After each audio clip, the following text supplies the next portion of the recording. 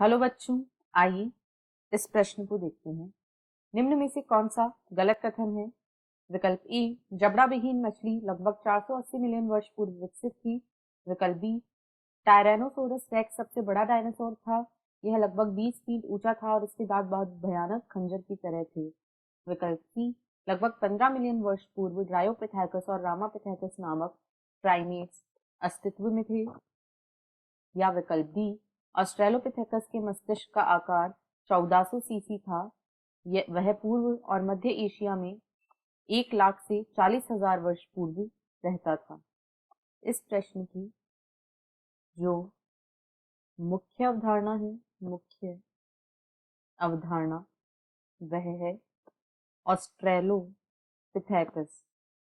यहाँ पर हम देखेंगे ऑस्ट्रेलोपिथेकस के बारे में। तो ऑस्ट्रेलोपिथेकस जो है ये पूर्वी अफ्रीकी घास के मैदानों में रहते थे। ऑस्ट्रेलोपिथेकस ये पूर्वी अफ्रीकी घास के मैदानों में पूर्वी अफ्रीकी घास के मैदानों में घास के मैदानों में रहते थे। यदि इनकी मस्तिष्क क्षमता की बात करें तो वह लगभग 500 सीसी थी।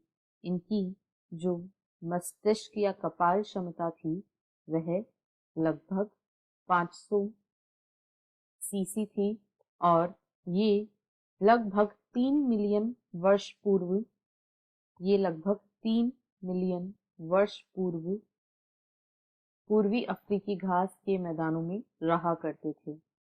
अब यदि हम विकल्पों को देखें तो विकल्प ए में कहा गया है जबड़ा विहीन मछली लगभग 480 मिलियन वर्ष पूर्व विकसित थी। यह बिल्कुल सही है। जो जबड़ा रहित मछलियां थी वे लगभग 480 मिलियन वर्ष पूर्व विकसित हुई थी। यदि डायनासोर की बात करें तो टाइनोसोरस रेक्स जो था यह सबसे बड़ा और भयावह डायनासोर था जिसकी लंबाई लगभग 20 फीट थी और इसके दांत बहुत ही भयानक खंजर की तरह थे। यह भी सही है। सी में कहा गया है लगभग 15 वर्ष पूर्व ड्रायोपिथेकस और रामापिथेकस नामक प्राइमेट्स अस्तित्व में थे। यह भी बिल्कुल सही है। डी में कहा गया है ऑस्ट्रेलोपिथेकस के मस्तिष्क का आकार 1400 सीसी था और वह पूर्व और मध्य एशिया में 1 लाख से 40,000 वर्षों पूर्व रहता था।